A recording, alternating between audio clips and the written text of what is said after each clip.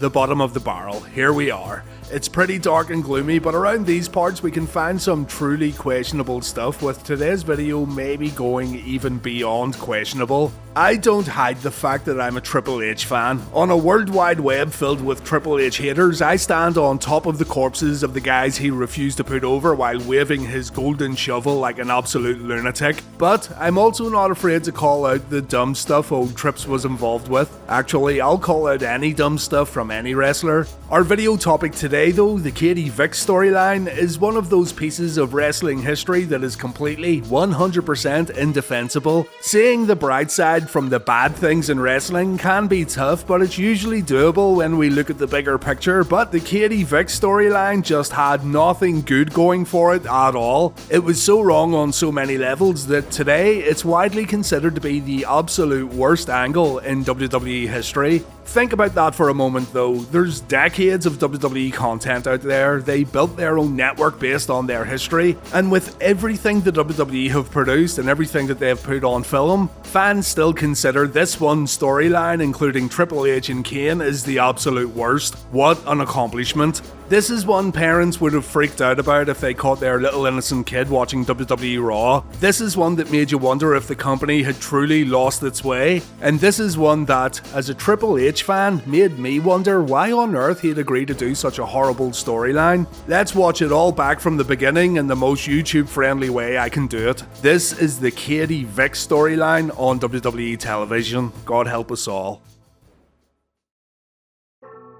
We're going to go all the way back to 2002 for today's episode, and we're going to learn how the Triple H and Kane beef got started. On the September 30th, 2002 episode of Raw, Eric Bischoff announced that IC champion Chris Jericho would wrestle World Heavyweight champion Triple H at No Mercy in a title unification match. Both guys would defend their belts later on in the show, with Triple H successfully defending against Bubba Ray Dudley, but Chris losing his IC championship to Kane. The No Mercy main event was then changed to Kane vs Triple H. And what's noteworthy here is that Kane was also a WWF Tag Team Champion alongside the Hurricane. The Big Red Machine could potentially make history at No Mercy with all these title belts. The next week on Raw, Triple H attacked the Hurricane backstage, forcing the Big Red Machine to defend the tag titles all alone in a Tag Team Fatal 4-Way TLC match. And for my money, this is one of the most underrated Raw main events of this era. Nobody really talks about this one, but it's a really fun match filled with all the big bumps you'd expect from a multi-man TLC bout. Kane managed to retain the titles in the end, but Triple H and Ric Flair interrupt the celebration. Hunter says he promised the Big Red Machine his life would never be the same before this night ended. Kane may look pretty happy now with those tag team and IC title belts, but Triple H has a question for Kane. How happy is Katie Vick? Triple H says he knows it all. 10 years ago, Kane killed her. Kane's a murderer. Raw then goes off the air with the Big Red Machine staring at Triple H, completely motionless. And fans were now left wondering who this Katie Vick person was and how did the Big Red Machine end up doing her in. The following episode of Raw was a rough one for the Devil's favourite demon. He and the Hurricane lost the tag team titles at the beginning of the show due to Kane losing focus, but things would only get worse when Kane tried to explain what happened 10 years ago with Katie Vick. Terry Runnels convinced Kane to go to the ring and tell the people his story. He has to clear his head if he wants to win the world title at No Mercy. So Kane goes back to the ring and he lets everyone know what the hell's going on here. Katie Vick and Kane were friends 10 years ago. She came to Kane's first matches and she was probably the only person who cared when Kane was getting beat up. Kane explains that he cared about Katie and the two became close friends. They ended up going to a party where Katie had way too much to drink, too many fireball shots maybe. So Kane made the responsible decision. He was going to take Katie's car and drive Katie home. One problem though, the Devil's favourite demon wasn't too familiar with manual transmission, with most of his experience coming from playing Sega Rally in the arcade. So the Big Red Machine lost control of the vehicle when an animal ran out on the road. The car swerved, Kane lost control, he broke his arm, but Katie died. Fireball drinking Katie Vick was brown bread, but Kane insists it was an accident. Kane lives with it, he owns it, all he can do is repeat the words he said to Katie's parents, and those words were, I'm sorry. I'm sorry I didn't spend more time playing Sega Rally. Anyway, to sum it up, it was an accident and Kane is very remorseful for what happened to Katie Vick. Triple H comes out and he says, "Not so fast there, big man. Kane didn't tell the whole story." Hunter says Mr. Innocent here was drinking at that party. When cops arrived at the crime scene, there were empty cans all around the car. And the most damning thing of all, Triple H says when Katie's autopsy was complete, doctors found Kane's semen. Yeah, Kane the semen demon. So Tripp says Kane and Katie Vick were more than friends. Kane loved Katie Vick, but Katie didn't have the same feelings for the Big Red Machine. Absolute mystery how Triple H knows all this, but Triple H says no one could love a freak like Kane, and Katie Vick certainly didn't love Kane. Kane wasn't charged for the crime, but Triple H says the facts are the facts. Kane killed Katie Vick, but there's one thing that Triple H does want to know. Oh, fucking hell. He wants to know if Kane got busy with Katie before the car accident, or did Kane get busy with Katie after the accident? I'm not fucking kidding, by the way. Triple H asks this with a straight face, and you expect Kane to react accordingly. As in, get the fuck out of here, man. Don't be so silly. But here's what Kane looks like when Triple H asks this question. He's either unsure or he's been caught out. Man, if you think this is bad, you ain't seen nothing yet.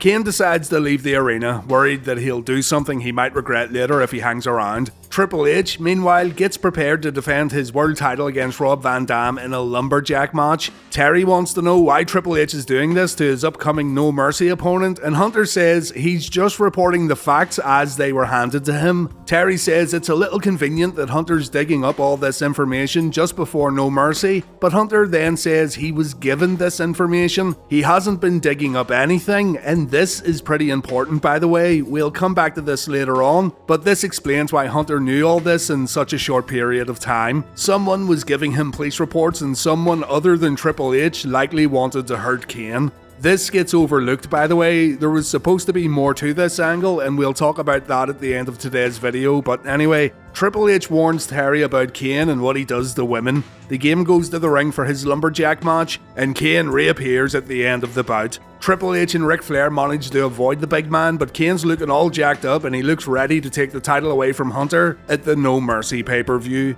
Unfortunately though, Kane didn't get the job done at the big show. Thanks to Ric Flair and thanks to Hunter's trusty sledgehammer, the game successfully defended his world title while taking away the Big Red Machine's IC title. The belts were then unified, but this is not the end of our story. Oh no, Triple H had more to talk about the next night on Raw.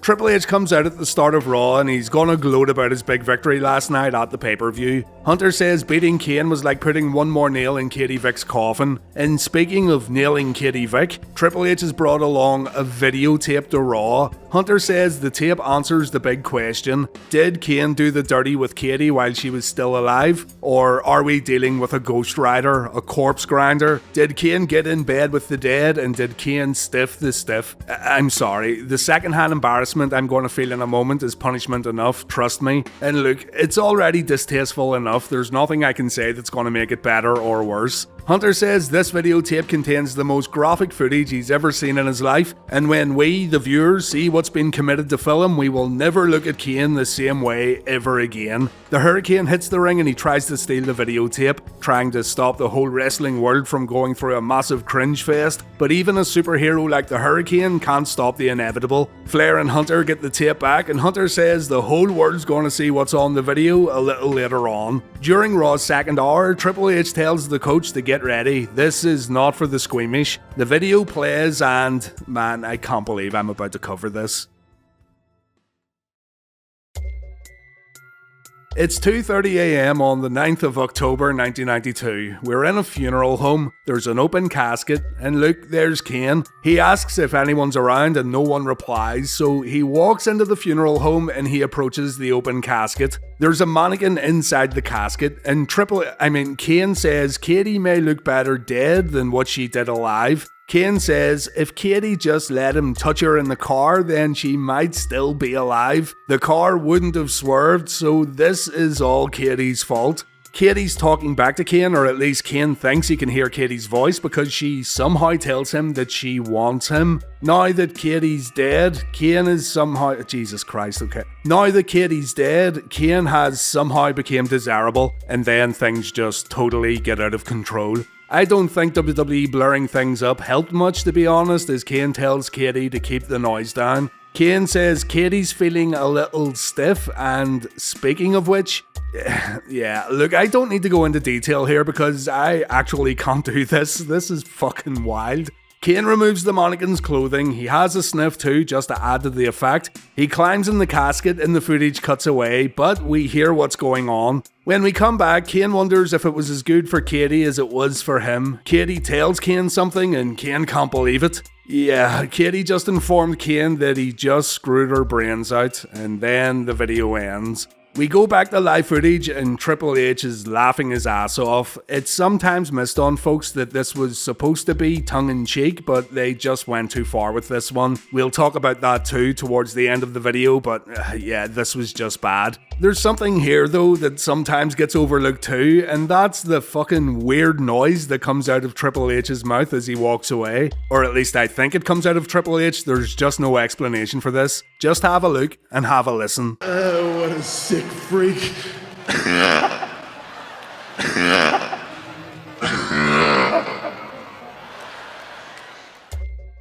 Alright, we're going to circle back to this absolutely horrific piece of television in a moment, but let's wrap up the Kane vs Triple H angle.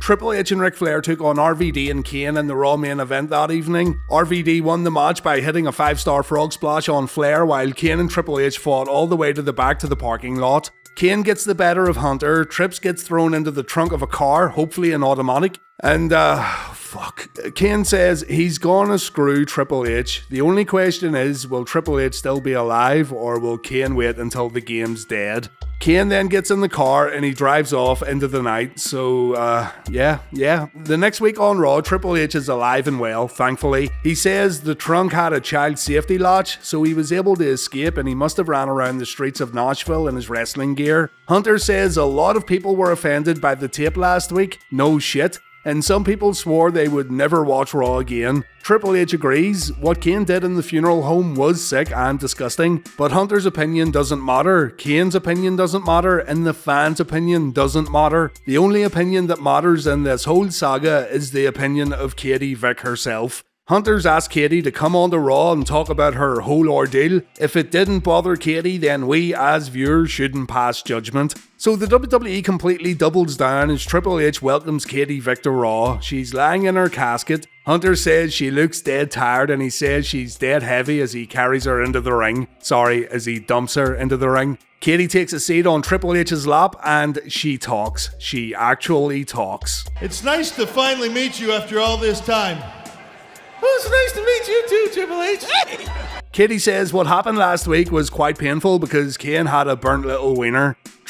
Triple H remembers that Kane's chestnuts were roasting on an open fire a long time ago, and just like the Big Red Machine's attempts at winning the world title, Kane's little man always comes up a little short. Triple H then addresses the audience about being offended. He says he doesn't give a damn, and if you don't like it, you can kiss Triple H's ass. Hunter's tirade gets interrupted by the Hurricane showing up, and our green superhero friend says Hunter didn't escape from the car last week. As a matter of fact, the Hurricane has some footage of his own he wants to show on Raw. A video plays on the Titantron, and it's Triple H getting a sledgehammer removed from his ass. I'm done. I am so done. But wait, there's more. More items get pulled out of Hunter's ass, including a hand. Nice callback there. There's a squirrel stuck up there, a gear shift, a steering wheel. Even Triple H's own head was lodged up his own hole. Back in the arena, Triple H loses it and he starts beating the hell out of Katie Vick. He's trying his best to bust Katie's head open by using the ring steps. And finally, Kane interrupts Hunter, hopefully putting an end to this torment. The two start fighting and Eric Bischoff has to send down a bunch of officials to break things up. Eric then announces a casket match for the Raw main event. Hunter and Kane will have the chance to put an end to this feud tonight, and the WWE can put this whole Katie Vick thing behind them and pretend it never happened. During the casket match, Shawn Michaels returned and he went after Triple H. This allowed Kane to shut the casket with the game inside, and so Kane beats Triple H, but he doesn't win the World Heavyweight title. Hunter would then shift his focus onto Shawn Michaels while Kane was slowly phased out of the main event scene. He did compete in the first ever Elimination Chamber match at Survivor Series a few weeks later, but HBK won that match, and the Triple H vs Shawn Michaels rivalry would continue on through December.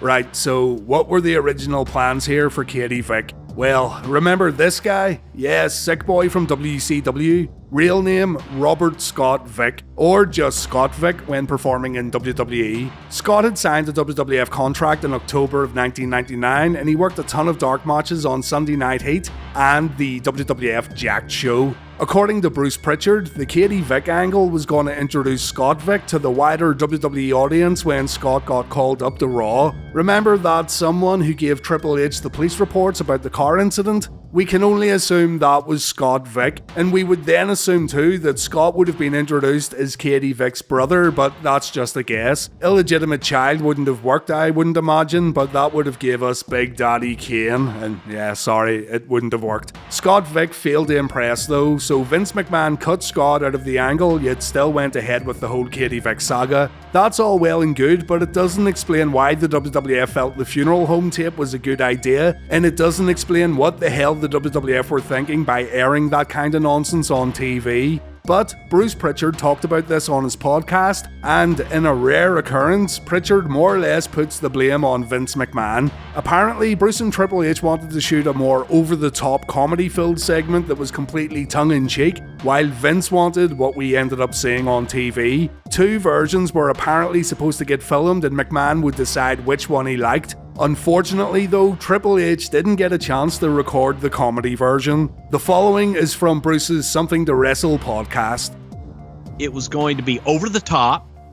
It was going to be ridiculous. But I mean, almost like Pink Panther ridiculous. We get to the funeral home where we are going to shoot this. It's myself, Vince, Triple H, and Kane in a crew. I lost a couple of crew members because of this shoot that were highly offended at the subject matter of the shoot. I don't think we ever saw them again. I would like to point out that we were in a real funeral home and that there was a real wake taking place. You know how they have those accordion dividers that divide rooms? Yes. There was an accordion divider dividing the rooms where we're doing our shoot and they're having a wake for a gentleman in the next room. Hunter and I are talking and we're kind of laying this thing out. We're laughing and we're trying to do way over the top goof to where no one in their right mind could take this seriously. Where no one in their right mind would say, "Oh, this is a tasteless necrophilia skit. This is a couple guys having fun." And Vince got real serious on us and said, "God, that'll never work. You got to do this straight. That's where the humor is." I just don't know how to do that. I mean, how do you do a straight necrophilia scene on television? We got in a fairly heated argument. Triple H and I saw it one way. Vince saw it completely another way. And we decided on a compromise. Vince said, "We'll shoot it both ways, and after we see both of them, we'll decide which one we like first, or best." So he says, "Let's do it my way first, and then we'll do it your way." So we do it. And Hunter does this thing about as straight as you can do it. Over the top straight and serious. We shoot it. We're done. And Vince is like, "God damn, I love it. That's perfect." Hunter and I are looking at each other like, okay, now let's show him, how the over the top one is going to be and how it'll be so much better to do it tongue in cheek. So, all right, let's go, guys. I said, whoa. We got to shoot the other one. "God damn, Bruce, we don't have time. You're not going to get better than that." And Hunter just looks at me like, "Save me. We can't air that. There's no way we can air that." Vince told the crew to wrap. We gotta get back. Goddamn, we're going live. And we wrapped. And I remember going in and grabbing Kevin Dunn and saying, hey man, you need to take a look at this. I think we kind of crossed the line. Hunter comes in the truck and says, man, you got to look at this. I don't know. Vince loves it. He wants to air it. So there you go. According to Bruce anyway, there was supposed to be another version of the infamous Katie Vick angle, and both he and Triple H felt the comedic version was going to be way better. Vince McMahon didn't even give Hunter a chance to film the skit again, and both Hunter and Pritchard went into panic mode when they realised what they just recorded for TV. Does that excuse everything? Absolutely not, but if Bruce is telling the truth here, then a little more patience on Vince's side could have led to this whole ridiculous thing being avoided. I'm curious as to what the other version could have looked like, but I know one thing for sure, it couldn't have been any worse than what actually got aired on TV. There really isn't much in wrestling that makes me cringe, and there isn't much that makes me feel embarrassed, but this Katie Vick stuff made me want to roll up into a ball and cry uncontrollably. I will say though, the Triple H's promos before and after the actual funeral home video were slightly amusing, and that weird duck sound he made while laughing on TV will live on in infamy, but it's all overshadowed by the absolutely awful funeral home recording. There's no defending it, there's no saying it wasn't as bad as what people make it out to be and all that stuff. It's one of those things that could only come from the mind of Vince McMahon, and it's easily one of the worst pieces of content the WWE ever put on TV. That'll do it for this one. Thanks for tuning in to Wrestling Bios. I do apologise for what you just watched, and please take care.